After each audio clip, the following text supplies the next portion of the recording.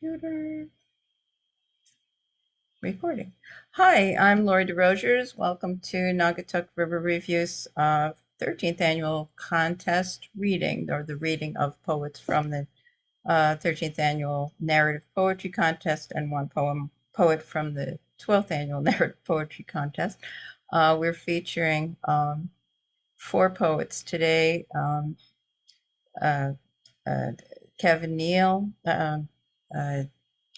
Joanne Epp, Janet McFadden, and Catherine Clark Sales, who will be reading for you today. I'm going to introduce the judge of our 2022 contest, Destiny Birdsong, who's going to give you some information on the contest and hopefully read one of her poems.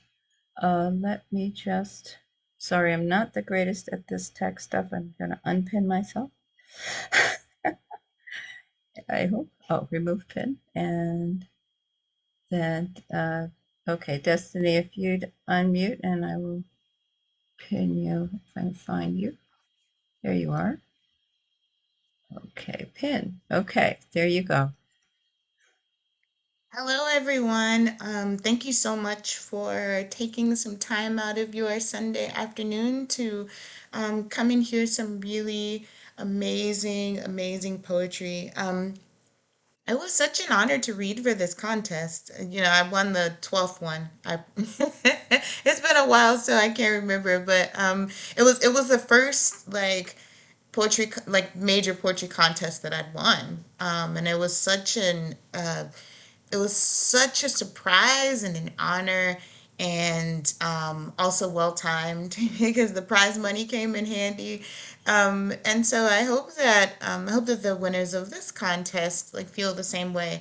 I think what was really nice about reading for this particular prize is that was that narrative poetry. It was, I think that narrative poetry sometimes waxes and wanes in the public discourse. And it's really nice to see that people are still writing it, that the genre is still robust, that people are still really producing dynamic and interesting work.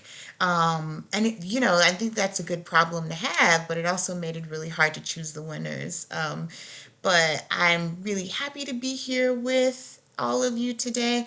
I'm gonna get out of the way really quick. I'm just gonna read one poem, which is the poem that's also in the forthcoming issue, including the prize winners and finalists, and it is called Remission.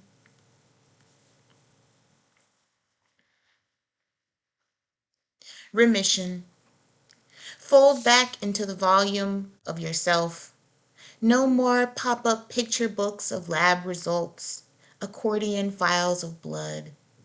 Let the interns come see you. Fold back into your origami house, the doors no longer creased open. By the way, this is a poem where there is no body. Leave her alone, is what I mean. Eggshell cask, pinata beating itself from the inside. And it's true, you may never fully know the patina filigree of her interior. She exists around you, crisp and exquisite as rice paper, a single square of sunlight, disappearing ink. Thank you so much. I'm gonna have to dip out a little early, but again, it was so lovely to see all of you, and so lovely to read your work. It really was an honor. I wish you all good things as you continue on your literary careers. And yeah, thank you for trusting me with your work. So.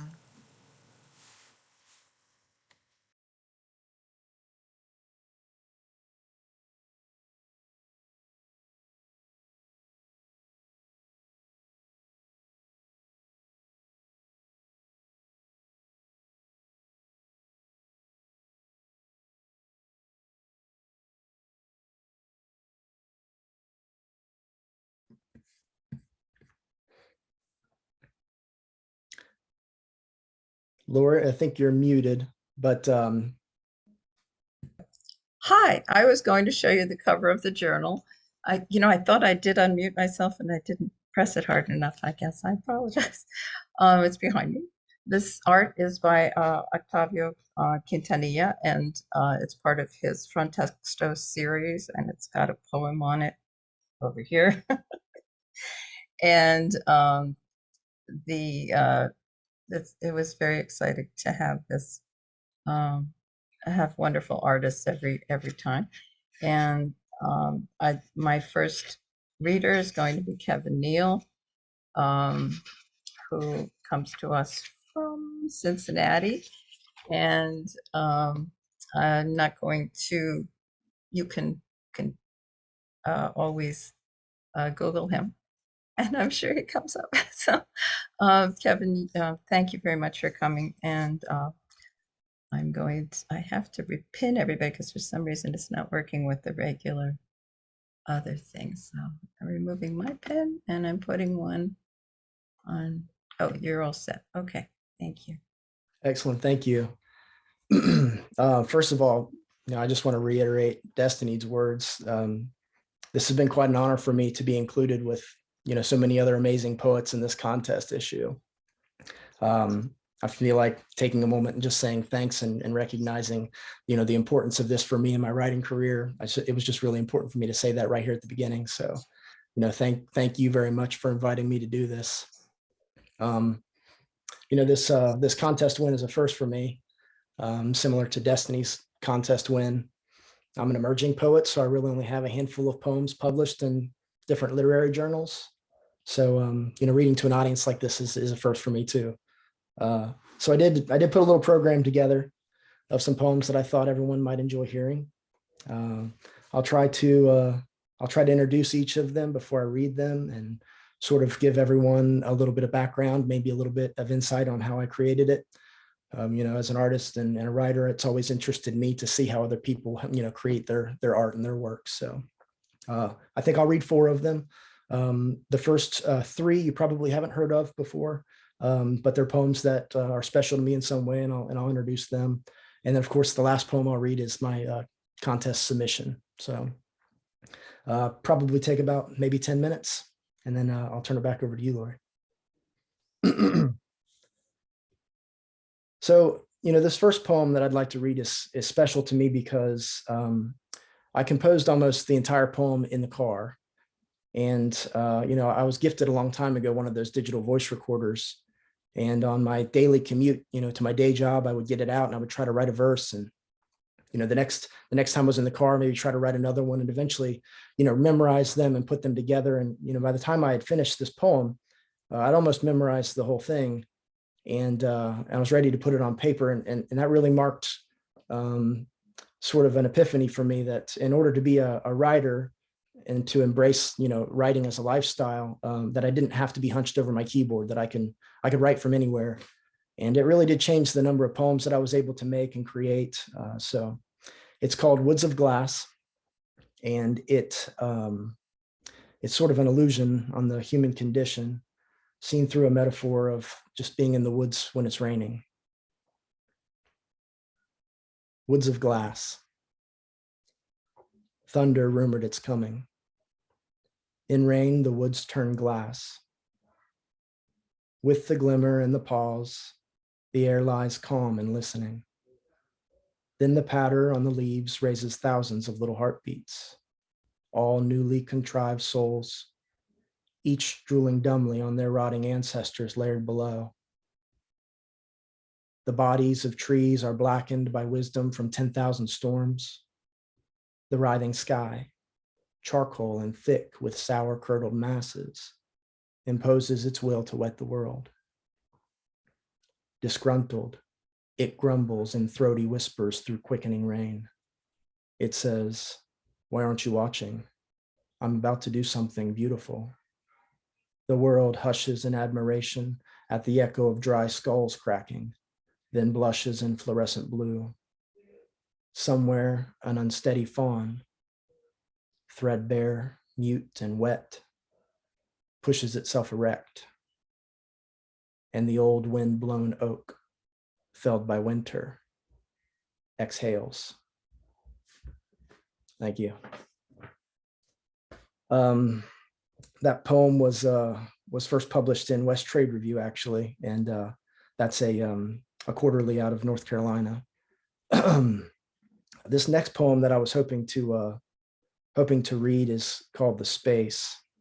And a long time ago, someone had told me that when life is overwhelming and they feel overwhelmed by, stressed out or overwhelmed, they like to go outside and look up at the sky and just imagine and remember how small their problems actually are.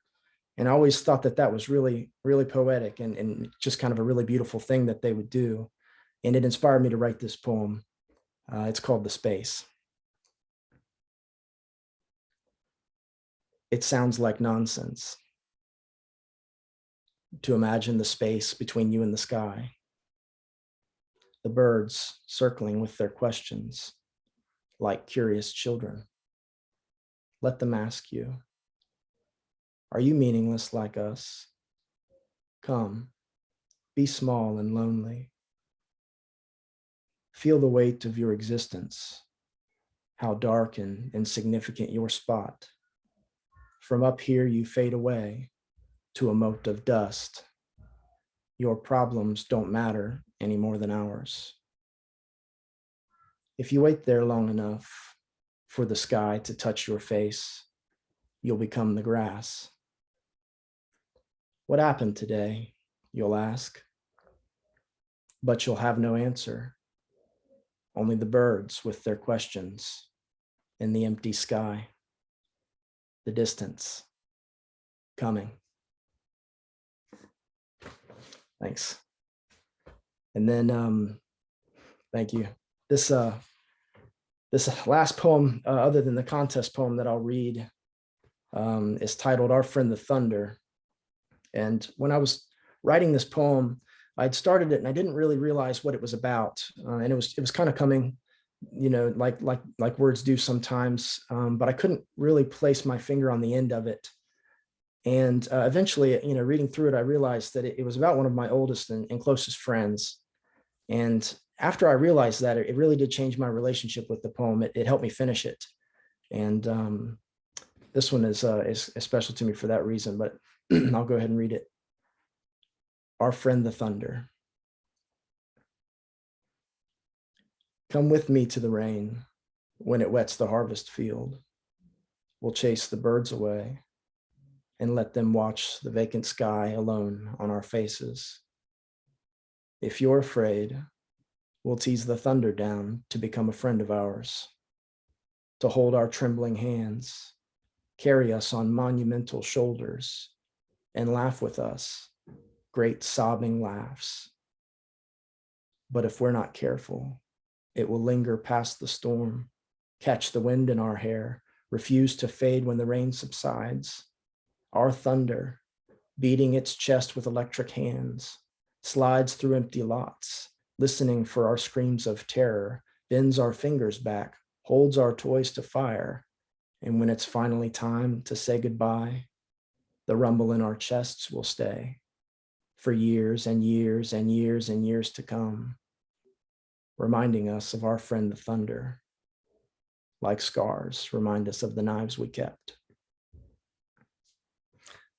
Thank you. So those two poems, "The Space" and "Our Friend the Thunder," actually they appeared together in a neat little art and poetry journal out of Maine called the Cafe Review back a couple years ago. So my contest poem. This poem, it started out as a short story, but I'm not a fiction writer. I was really only using it as a way to break through some writer's block that I was going through. Sometimes I sit down, I have this technique, if I just can't think of what to write, I'll sit down and I'll resolve to write something. And I was feeling particularly reminiscent about my hometown and where I grew up. So I grew up in rural Brown County, Ohio. And I started this narrative to sort of emphasize the tranquility of the place and the reverence that I have for the people there.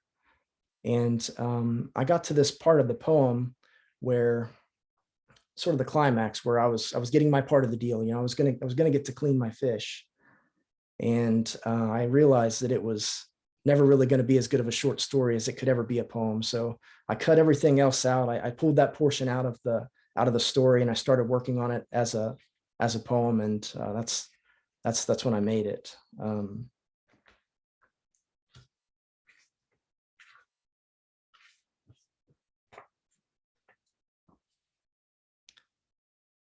Let the bones guide you.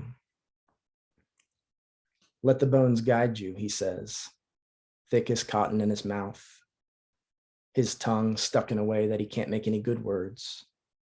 The little catfish flapping, a bird unaware it will never fly. Case knife blade slips into its soft yellow underbelly.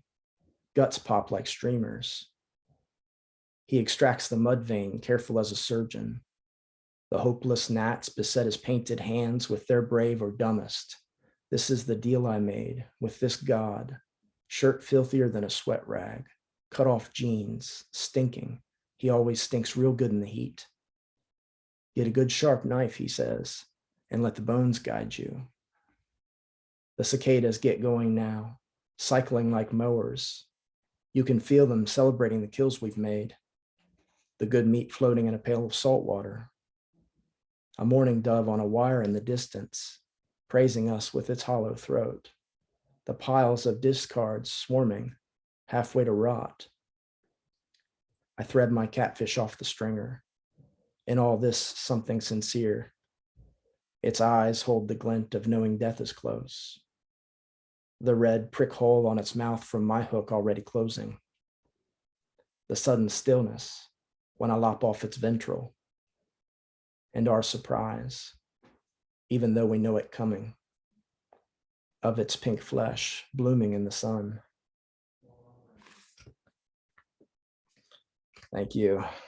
Now, I think even though I use some harsh language and, tough descriptions in there, I think there's some real tenderness hiding underneath all that. So hopefully everyone can hear that too.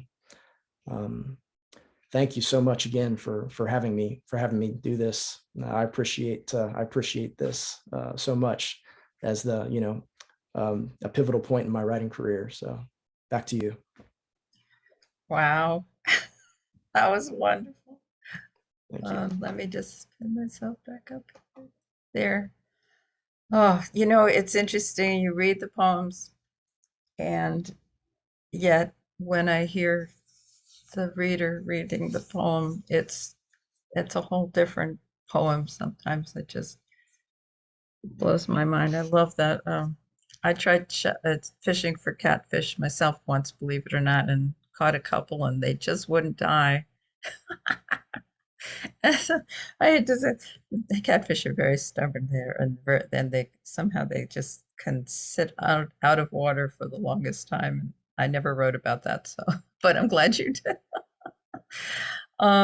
Okay, so our next reader is Joanne Epp, who is our second prize winner. I'm just going to go ahead and read Joanne's bio here.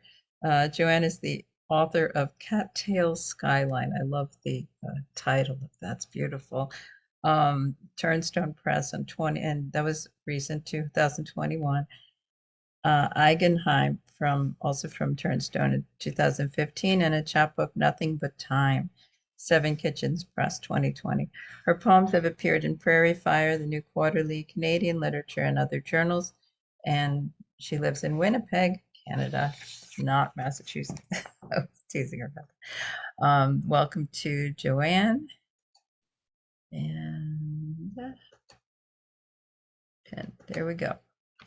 You are up. Okay, thank you very much. I'm very pleased to be here today.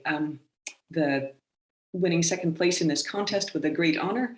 And my poems have been published in a number of Canadian journals, but I think this is probably my first publication in a journal from the US.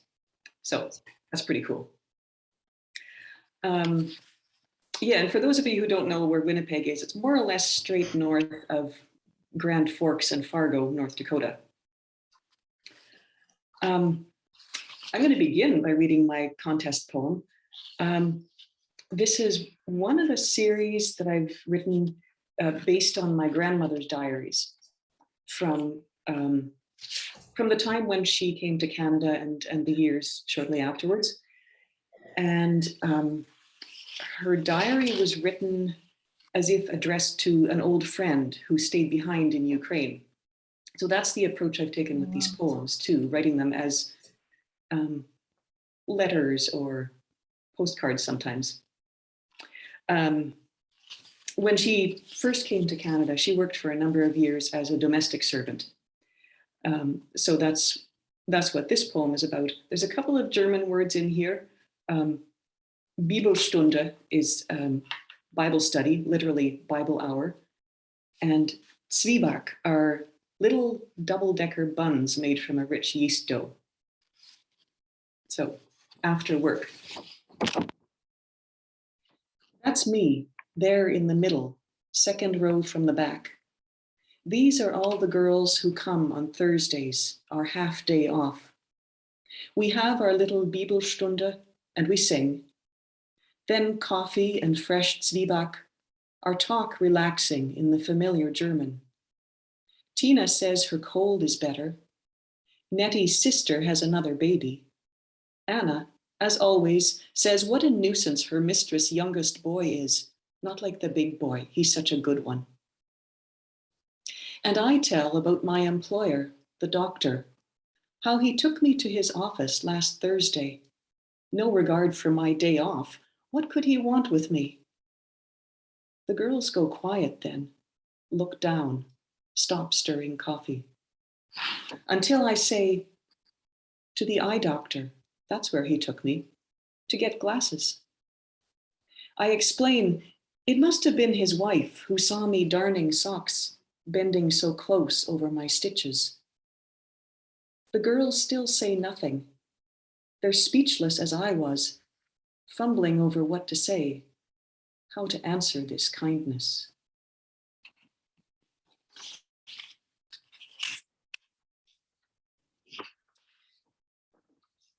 Thank you. And so a number of years before that happened, my grandmother and her family came over to Canada on a ship called the Empress of France. So this is postcard, Empress of France. You can't see us in this picture. We're below the great red funnels, the masts, the long promenade decks. I can't even X-mark a porthole that might be ours. We sleep below the waterline, our light filtered through the Atlantic. Blue-green again now, liquid glass, but for 3 days the upper world was all cloud and wind. Our sea light went out. The storm sent us reeling into walls, stumbling over chairs, would hardly let us sleep. We lived on crackers and weak tea. So grateful afterwards to walk on shaking legs to the dining hall and welcome the smell of coffee.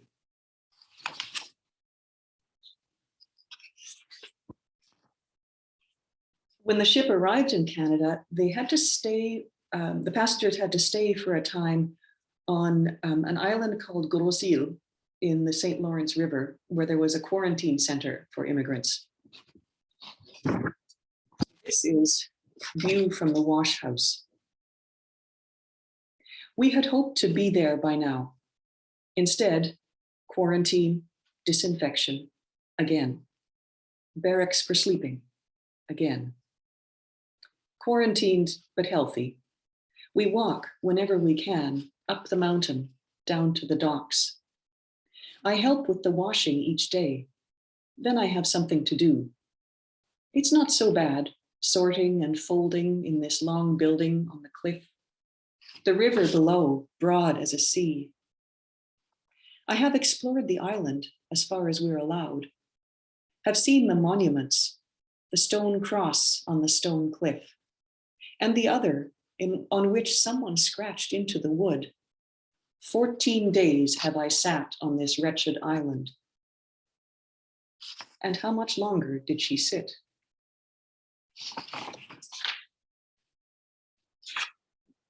Thank you. I'll read one more from that series.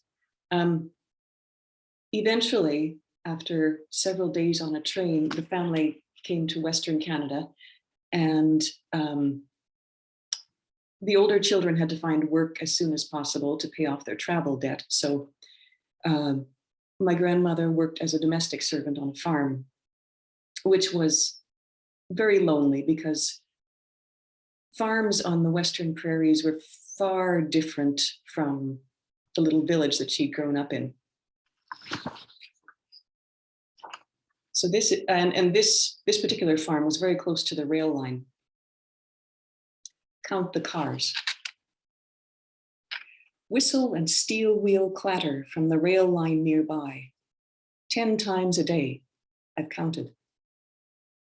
They've gone to town, left me to manage everything, the house, the children, 8, 7, 6, 5 years old. But the Mr. and Mrs. told them they must obey me. I heard the children to the window. Let's count the cars, I say. She's very young, the missus. Came here, a poor English girl, worked for this widowed farmer, married him. And now she's mother to these 4, and soon a baby of her own. He asked her. She said yes. How long, I wonder, between the question and the answer? How many cars, I say. The youngest gives up after 10. I tell the oldest, see if you can count them 2 by 2. It's faster. It's my missus on the telephone. They'll be home late. Come, help me set the table, I tell the girls. Whistle and steel wheel clatter as we clean up supper, as I send them off to bed. The last train passes.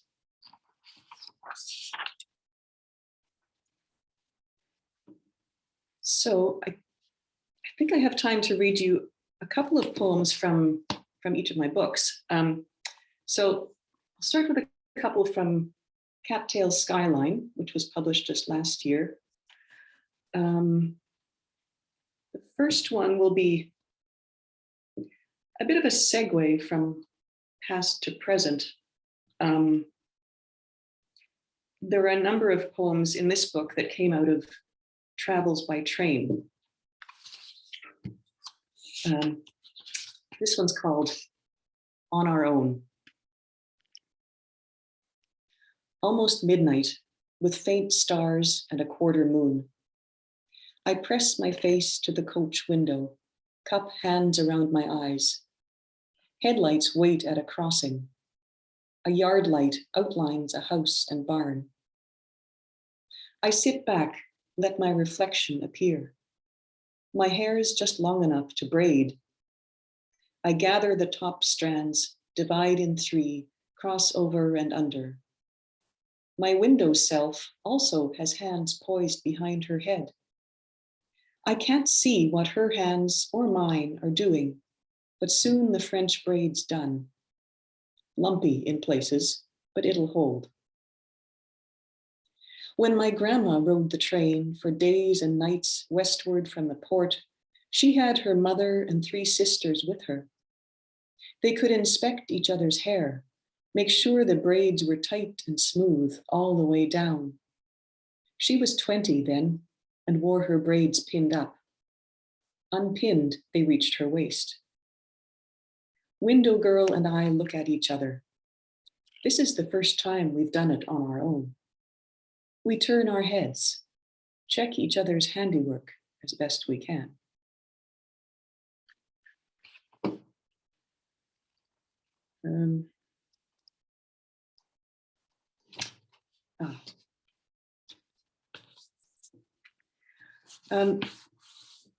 The area where I grew up in the province of Saskatchewan is rich in history, which I've only just started to learn about within the last several years. And I've been thinking about how when I was in elementary school, I had only the sketchiest notion of what happened there. There's some, well, without getting into a long story, some pretty important events in the history of Indigenous peoples in Canada and relations with the white settlers. And we didn't learn a lot about that in school. So I've been thinking about how little I know. And so this poem is about a place near the small town where I was born. Gabriel's Crossing. My brother followed me, climbing the riverbank's cut-open face, slipping, kicking back sand spurts. We slid down, scrambled up, slithered and tumbled, till feet, hands, clothes were sand brown. The hillside concave, grass and wild roses stripped away, truckloads hauled off for road work there by the sky blue bridge near the place where Dumont ran the ferry. At school, it was Radisson, not Riel. Vimy, not Fish Creek. Batoche was a Sunday outing. Graveyard, rifle pits, bullet holes in clapboard. Battles with losses we could not fathom. We pronounced Gabriel as if it were English. We raided the riverbank to fill our sandbox.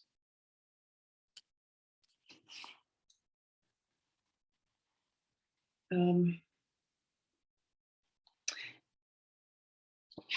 read just a couple from my first book, Eigenheim. A lot of the poems in this book are about the idea of home, both literal and metaphorical. And some of them get rather surreal. I think, well, I wasn't thinking about it consciously at the time, but the process of finding a home for oneself in the world often involves a fair bit of disorientation. So I will read just a couple.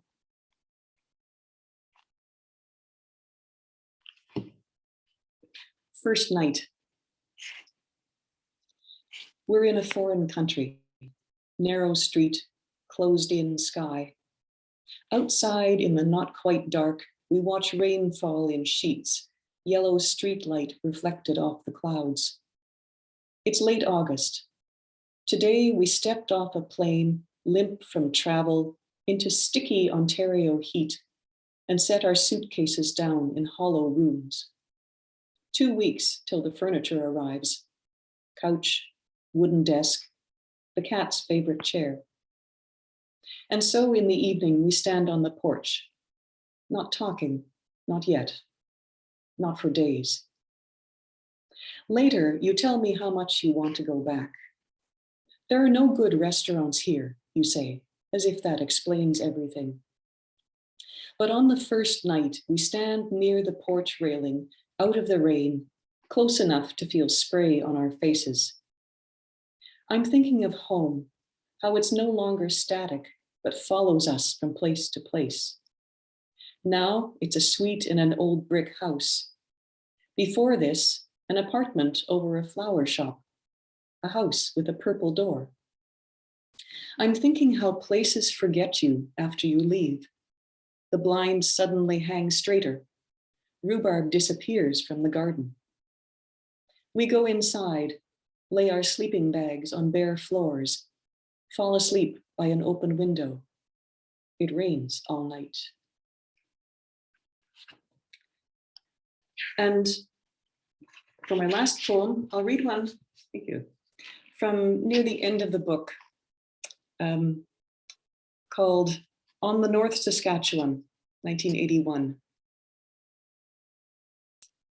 We reached the riverbank just in time, stowed the canoes, took shelter as clouds churned overhead.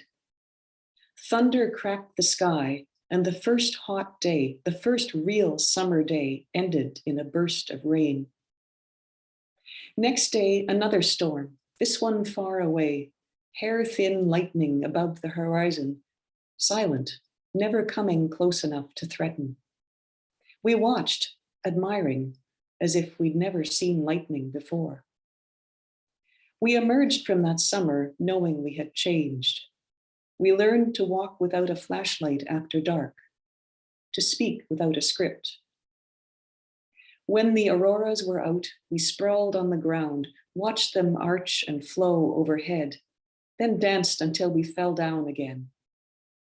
Not close enough to wilderness to feel its danger, young enough to take the warm night as a gift, we lay in the grass, ready to slip out of our skins. Thank you so very much.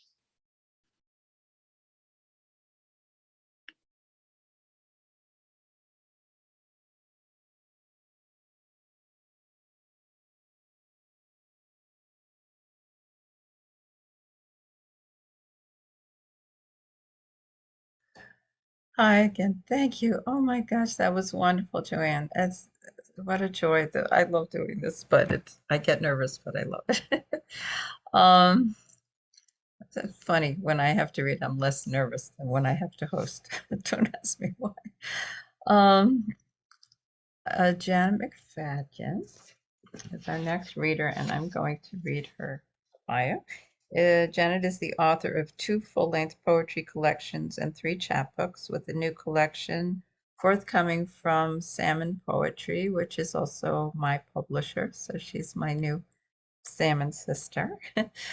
And recent poems have appeared in Scientific American, Calyx, Cranach, Naugatuck Review, of course, Osiris, Soul Lit, and Sweet. She had held a writing fellowship at the Provincetown Fine Arts Center and a residency in Ireland, and she's the manager of Slate Roof Press.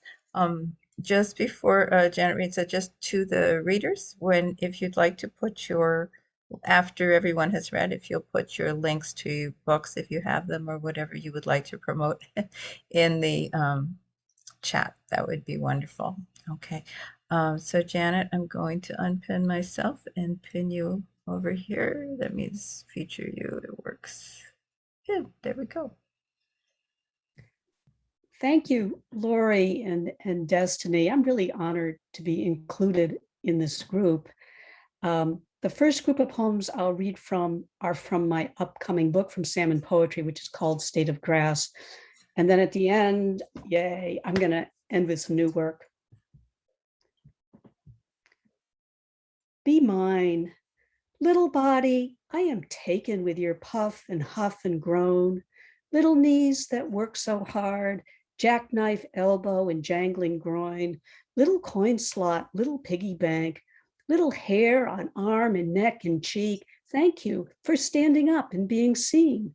Thank you, puffy flesh, the belly of it, the bloody sack of it.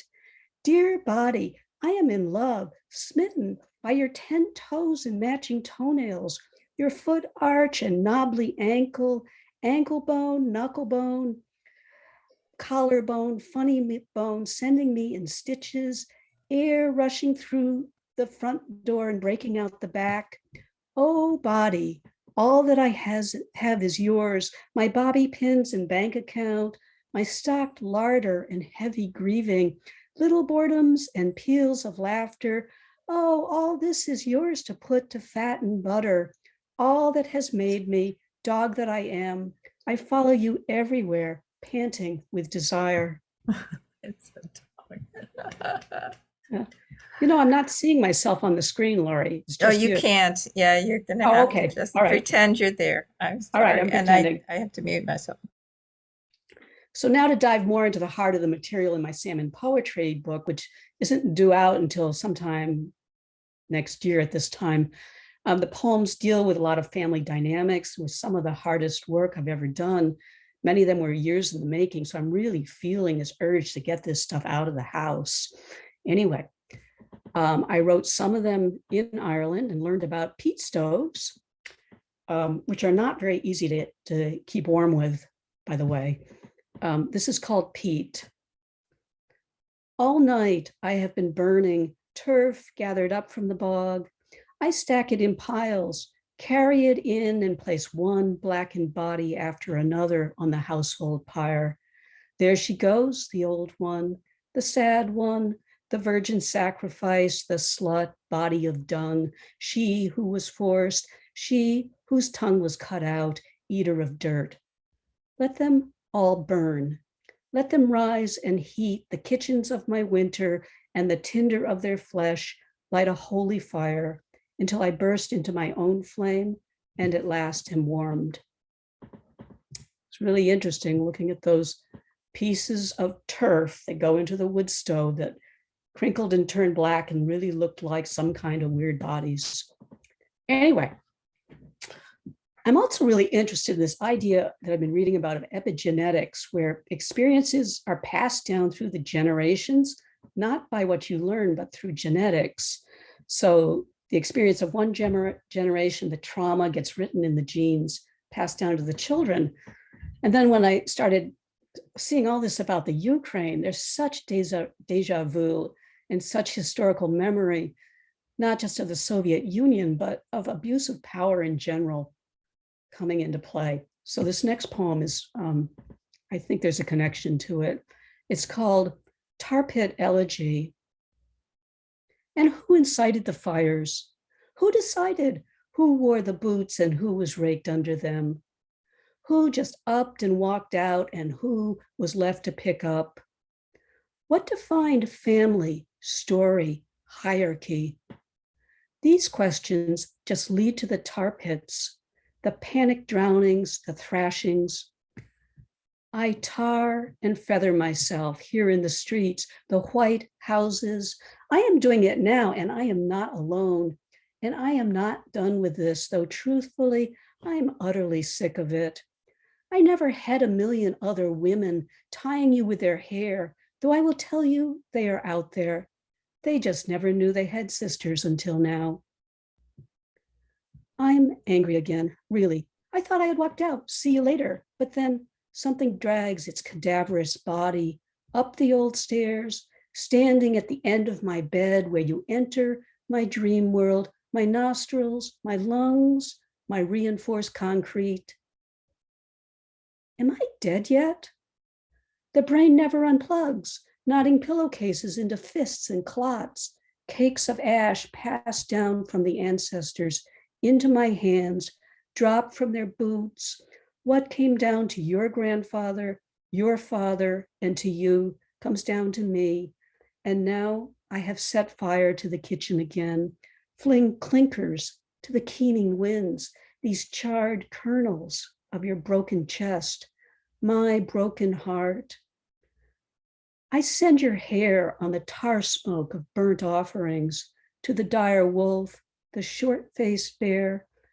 Offer my severed fingers, my left breast. Offer the odor of panic, odor of jackboot and silence, of shame and breaking glass, smoke so thick and choking, even the spirit world can no longer stand it. And they begin a generations long slow weeping for what we all have endured.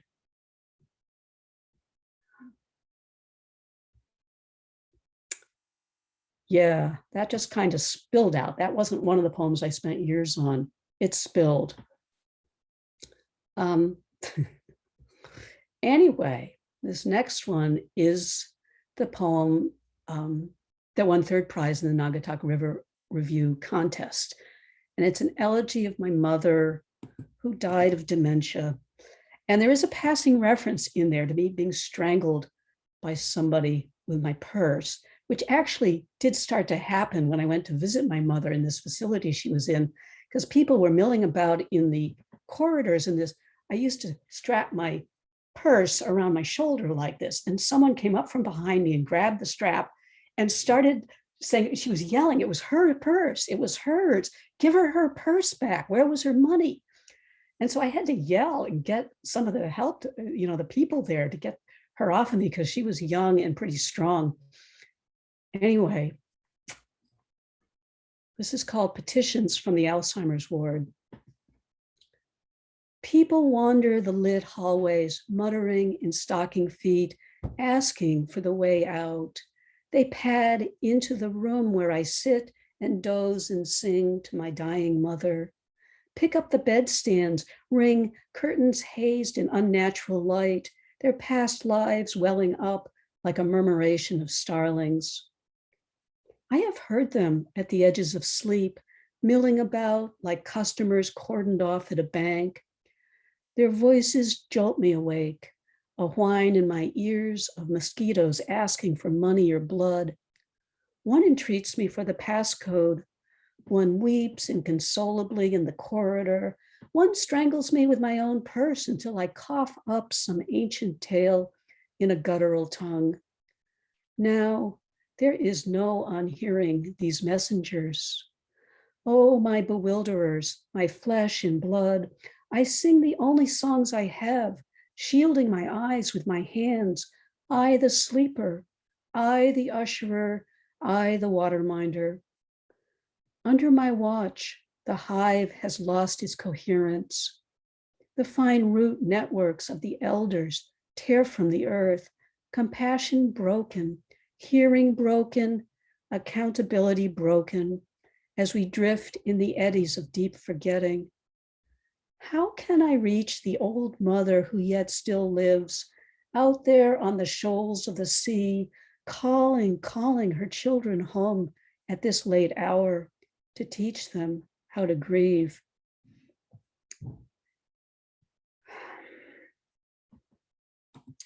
Yeah, I had a hard time writing this one. You can't believe how many drafts I went through and how tangled it was. Anyway, now for a major change of course, I'm going to just read some new material. And since my salmon book has been so long in the making and still so long to come, I'm just on a different tack now. So spring, tree frogs. This is called Just This. Finally, the sap begins to flow and peepers eager in tree cities start up a thousand tiny rhythmic saws, 1,000 quarter teaspoons of delirium spooned out drop by drop in hemi-demi semi-quavers of frog belly, frog spurn, frog spawn, frog joy and jelly, messaged across woodlands to waiting lovers. Here, here, here I am, the tiny green throats declare, not in flowers still fisted tight in soil, not in oil-warmed airless walls, but here with full-cheeked slapping thighs, loosed into the waiting darkness, voicing urges untongued all winter long, this, just this. And I am waiting for them. It's time for tree frogs. This next one is a huzzle, and I had a real fun writing this one. It is called Green Huzzle. It's the hardest color to mimic, 1,000 shades this green. Have you ever seen such gifts? Ever-changing, evergreen. Hay-scented ferns unfurl into banners. Come in, see our dyed ostrich feathers in moss, sage, lime, and apple green. Why haven't I been praising the heavens again? Well, show me where they are. I'm lost in the ferns, in whirlwinds of green. I dreamed up 12 happy new lines. I'll send them to you, like jades on a necklace, these glorious gems, still green. What? Are we blind? Even potatoes have eyes that see in the dirt, and look, in the old pine tree, a gray peregrine. Wherever we go, the hawk follows. Wherever you breathe, it's spring. I'm shaking out my winter socks, all winter green. Here's a whole aisle of scarves. What a feast. Are you always so inarticulate, so stumbling, so utterly green? Have I learned nothing? Janet's name means gift, but all names are emeralds tossed from the heavens, showers of greenest green. Oh, that was fun. So 2 more. So last spring, we had some really warm weather early on. We had the windows open and no screens, and the birds came in. So this one is called Open Window. It's gripping my pixelated screen. A wren singing doobly doobly doo. What would we do?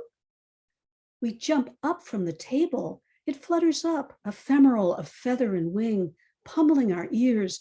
Those sad, stiff muscles, sings lightness of bone, its eye on seeds and bugs, all black shining O's.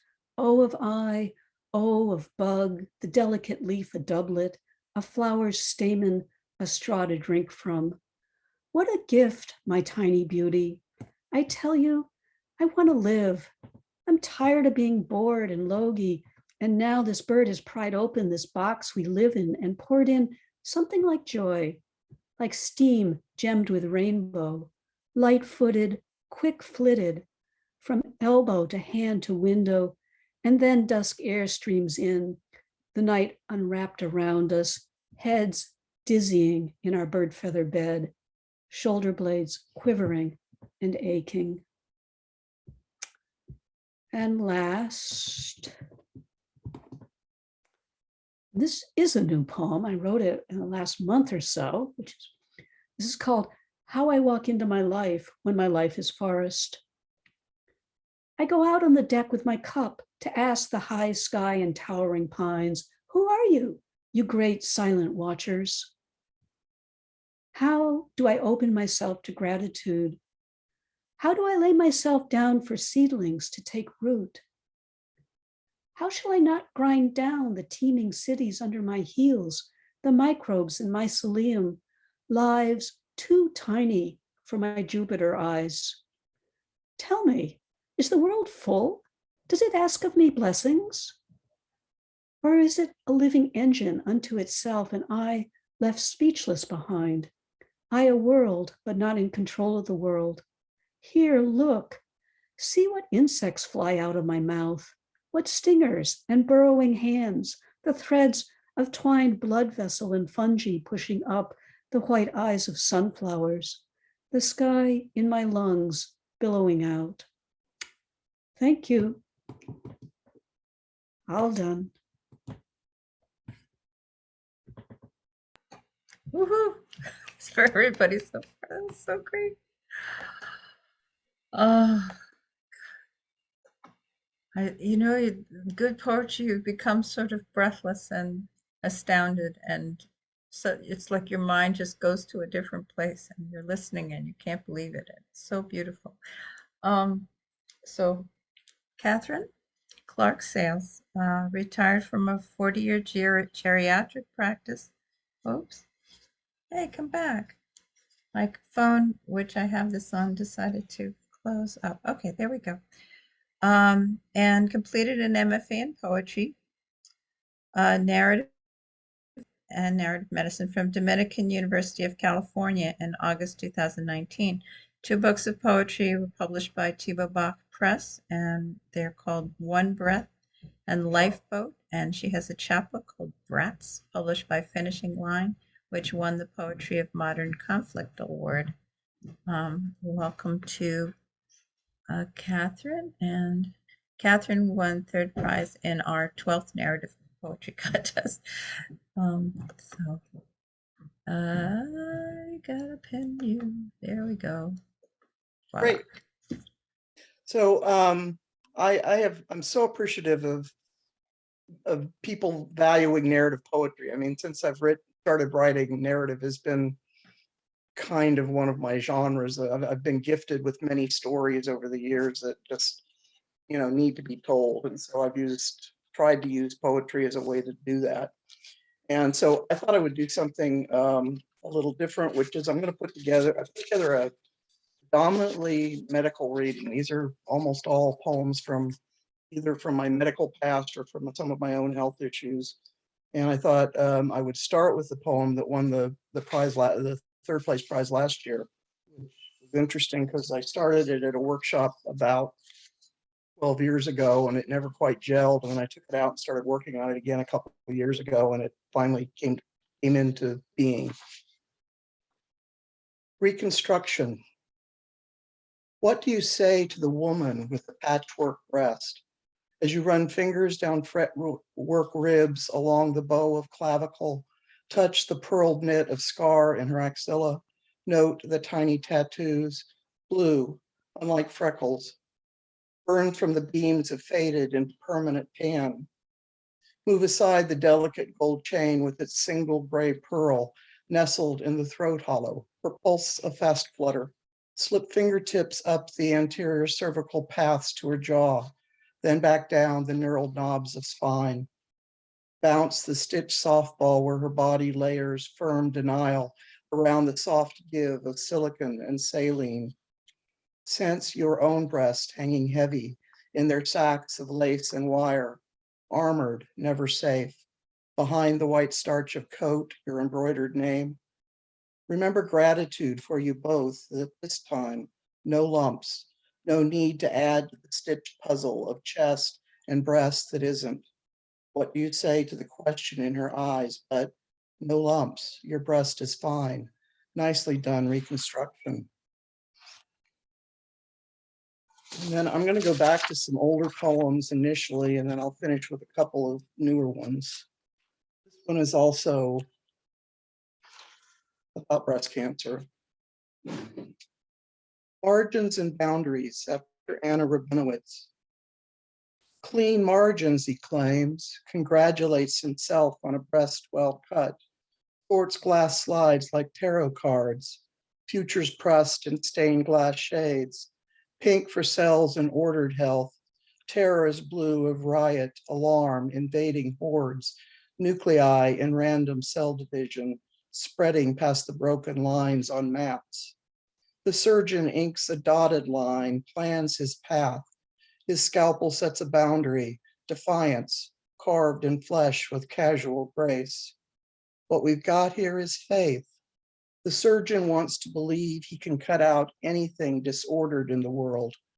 The woman needs to believe in the power of belief, that her sacrifice of blood will mark the door while she sleeps. Redrawn, she will awaken to new spaces, new words, chemotherapy, cytometry, receptor, response, predictions of survival, boundaries faintly traced and so easily lost without a small margin of grace.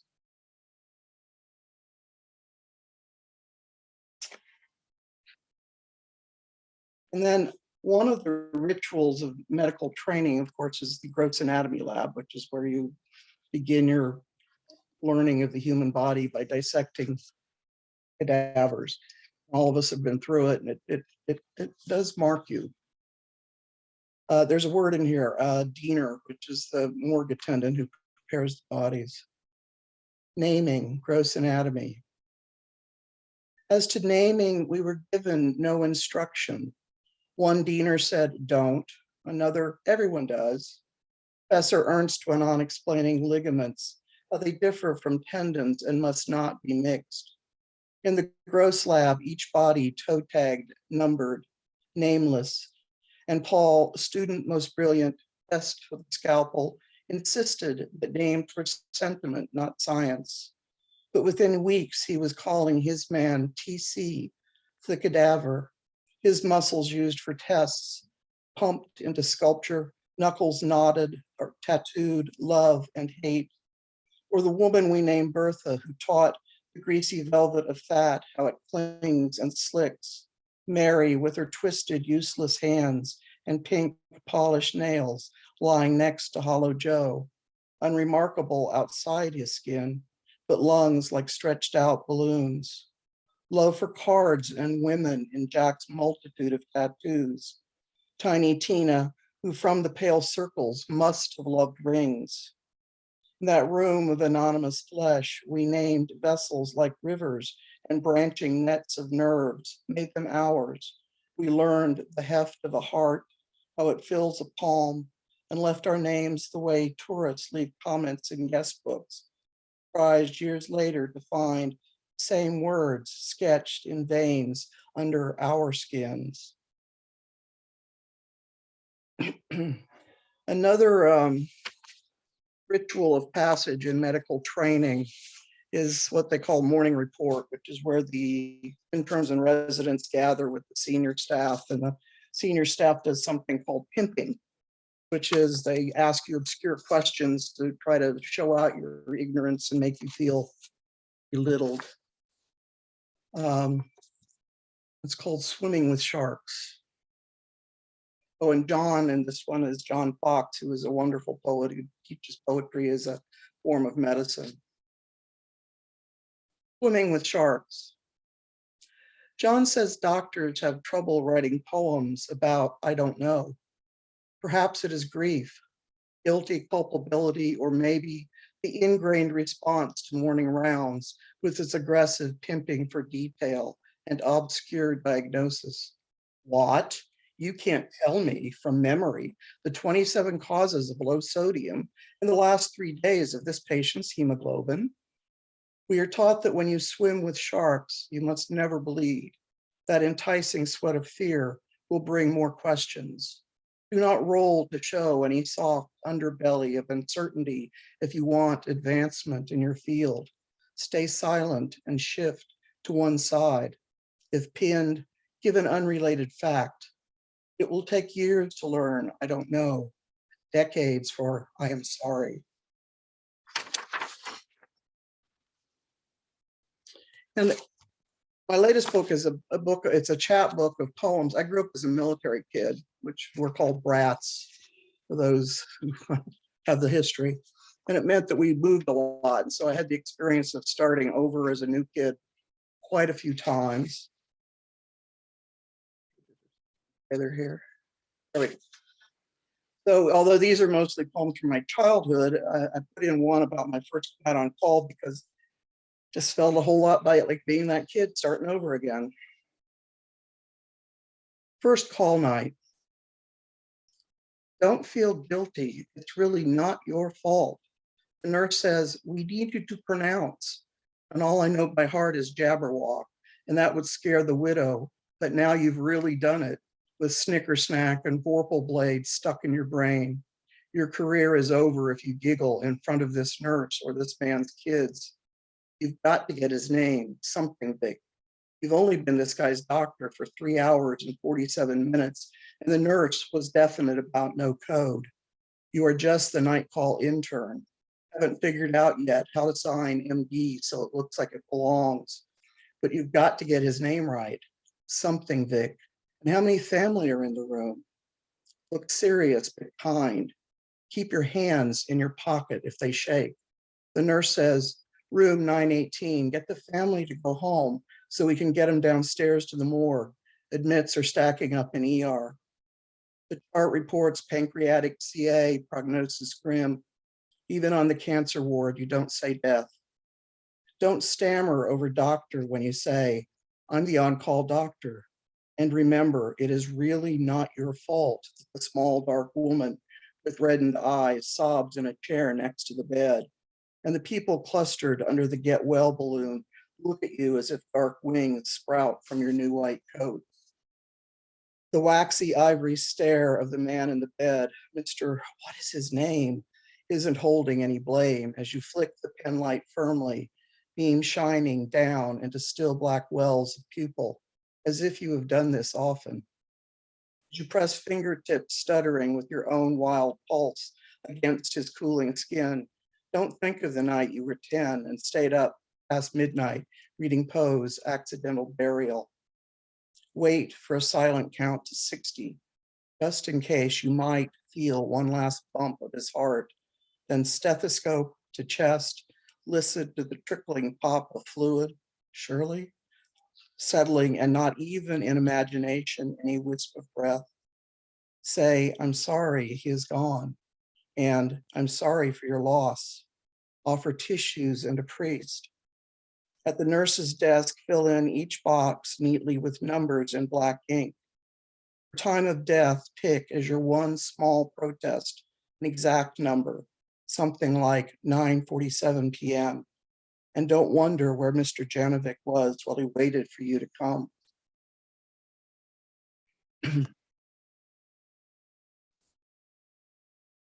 One of the, most of the hospitals these days are very corporate, and so they put their nursing staff in very uniform scrubs, so everybody looks the same and you can tell who everybody is. So the nurses currently at the hospital where I retired from all wear navy blue. But there was a time a few years back when this sort of a gesture of solidarity, they all wore on Saturdays, they wore chili pepper print scrubs, and then they'd have a big potluck at midnight. And I wrote this sonnet about one night when things sort of fell into a moment of strangeness. Pressing to the glass.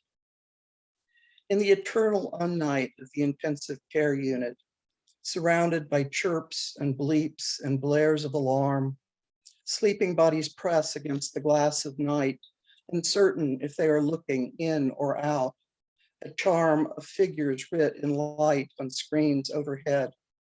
Nurses in their Saturday scrubs, the chili pepper print, talking midnight potluck plans, move bed to bed, checking, turning, emptying bags, unconscious of the din, until the ventilators fall into sync, breath in, breath out, and for a space of seconds, no alarms, not one bell, as even the nurses breathe as one, knowing just about, of the balance where we all stand, and who may tell, breath in, breath out, how many million make a life, as through the window a gibbous moon rides down the night.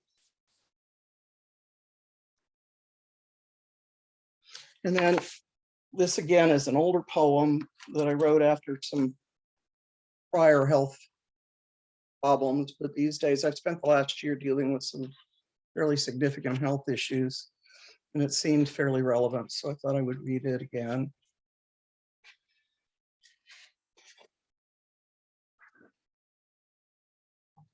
Unraveling. How do I inhabit this body? Like a sweater for my aunt, enthusiastic, erratic, knit with colorblind abandon, something else unravels every year. It is the way of bodies, and I am learning medicine from the inside as if I were the cadaver picked apart on that steel table 30 years ago in Denver, where I stood comparing dissected cogs of tendon to my hand. I am trying to find gratitude for a body that perseveres as I pull this lumpy flesh around myself more closely. Each birthday, the fit less certain as the surgeon takes his bits.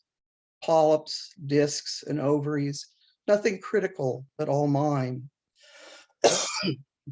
There are rituals of death when someone dies, but the little deaths of thyroid, uterus, and spine go unmourned, and no one tells us where to sit and when to stand, what hymns must be sung. The child who won't be born, the foot left numb, small portions given to the gods of decay. I go on, carry in my bones a way of knowing how fear can wound and how belief binds up what hurts. And then I thought I would read a couple of poems to end this with that are they're very recent. I'm missing here.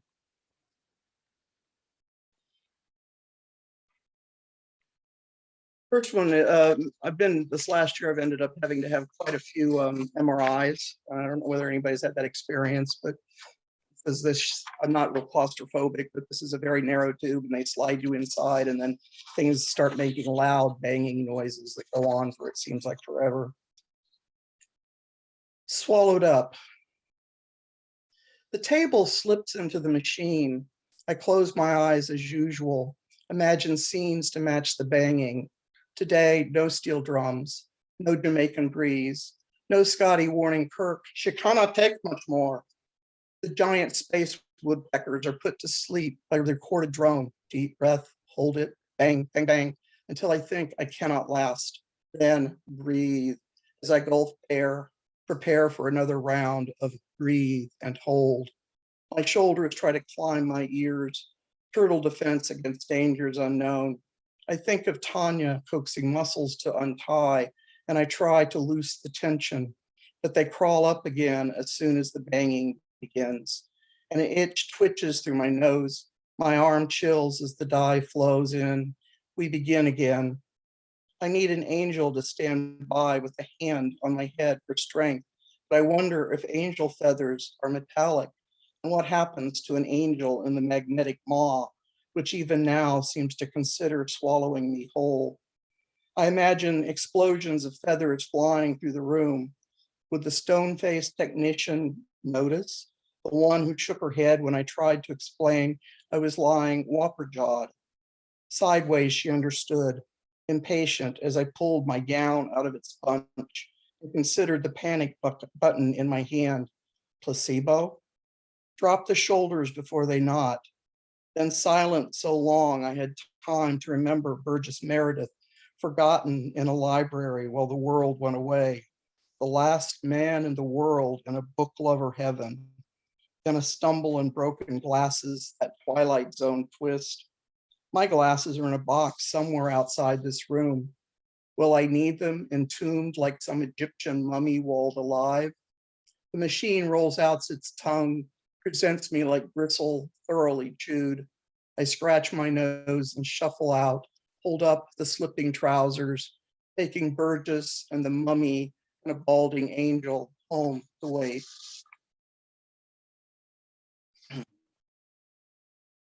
My interventional radiologist asked me for a copy of that so he could share it with the other radiologists. And the last one, started working on this one a few years ago, and it's I've never liked that metaphor of the cancer warrior. So that's what this is about. Cancer warrior prefers a tutu. I prefer picnics with ants. Sometimes you eat meringue pie. Sometimes ants march away every crumb like cells too wild to control. Or jugglers tossing their knives. How much blood to earn grace? Think careful gardener who reaches through daisies and dahlias to pluck out brambles, not leaving a root to return. But battle cancer, and it's a fight, an heroic dead. Young men lost in a mud trench in Ardennes as gullies advance and retreat a few feet. Plowed into fields, boys become buckles and bones. Useless metaphor. Let me dance. Let me be the black swan under a sorcerer's curse, doomed to flutter to feathery stillness on the stage. Let me be a swan sister, stroking the sky into swan life. Thank you.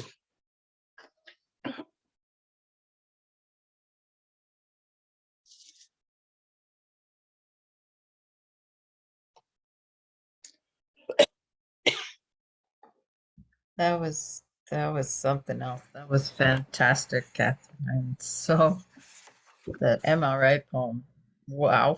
I was like, oh my God. Don't know whether people remember that Twilight Zone with Burgess Meredith. Yeah.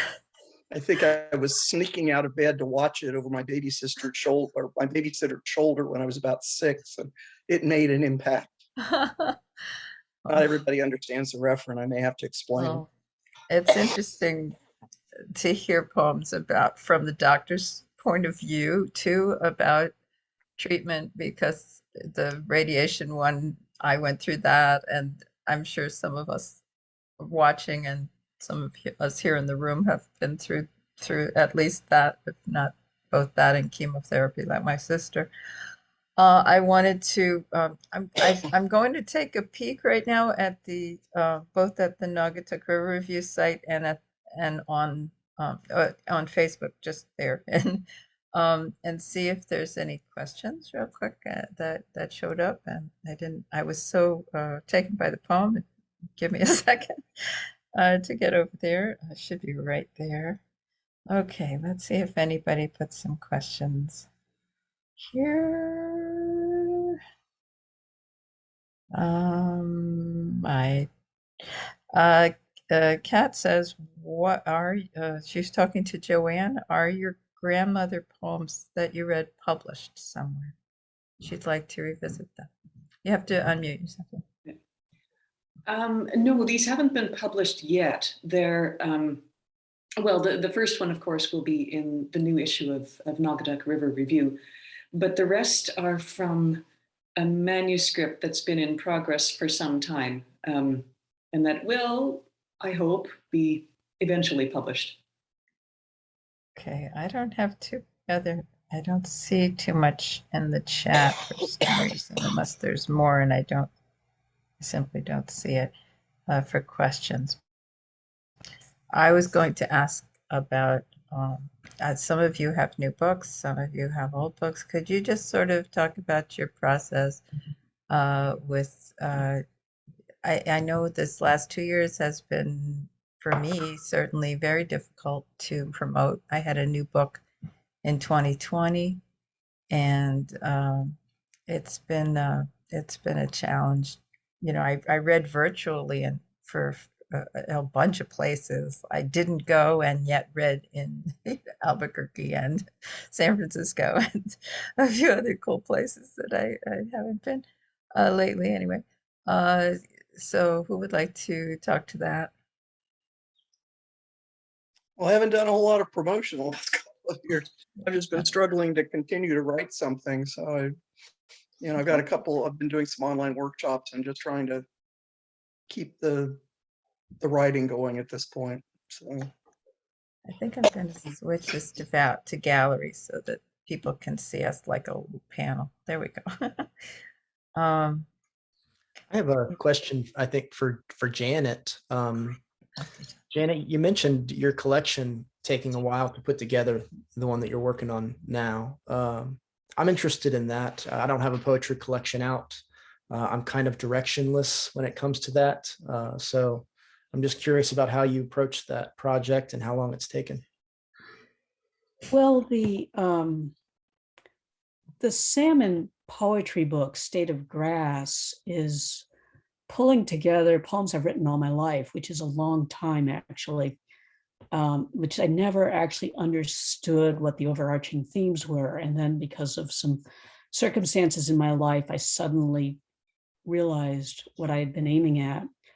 And so some of those poems in that book, I wrote probably in the late 80s. They're that old, which to me doesn't actually seem that long ago, but in fact, I realized for most people it is. And some of them have already been published in my chapbook in the province lands of by Slate Roof Press that I'm the managing editor for. And how did it all come together? I mean, it was,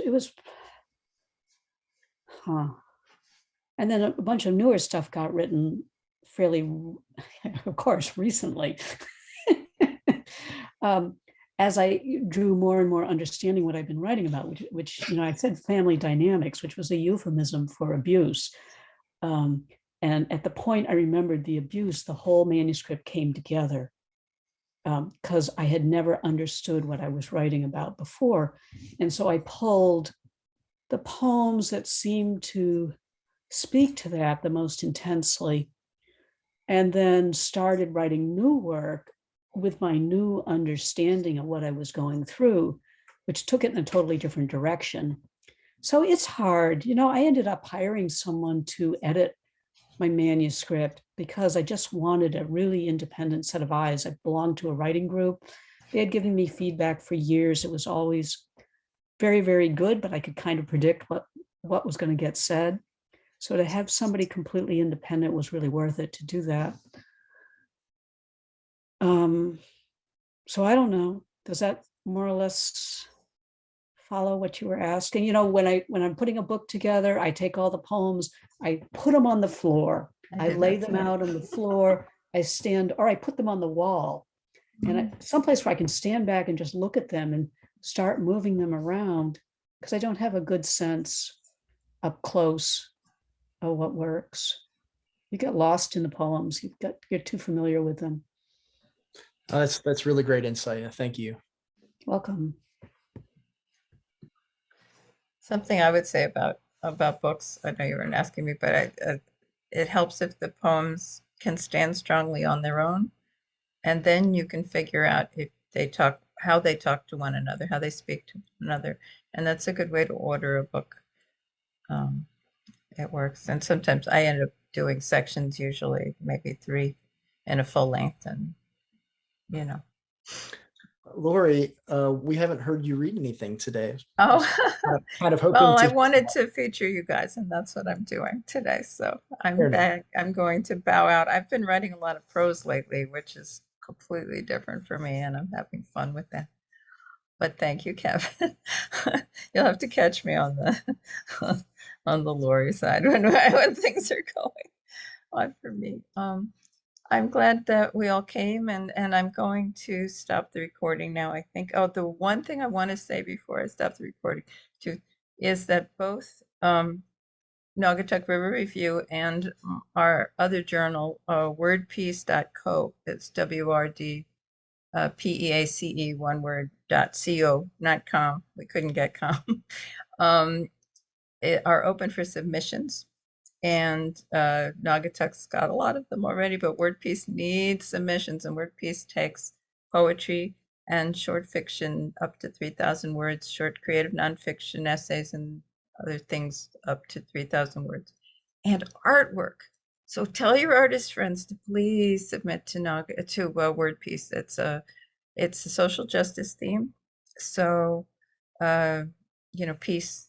Right now we don't have, as far as I know, anything about Ukraine. I would love to see some stuff in there about that. I'm looking for I have different people than myself doing the poetry editing, and the other editors, and they're wonderful uh, writers and artists and all sorts of stuff. So please do submit to that.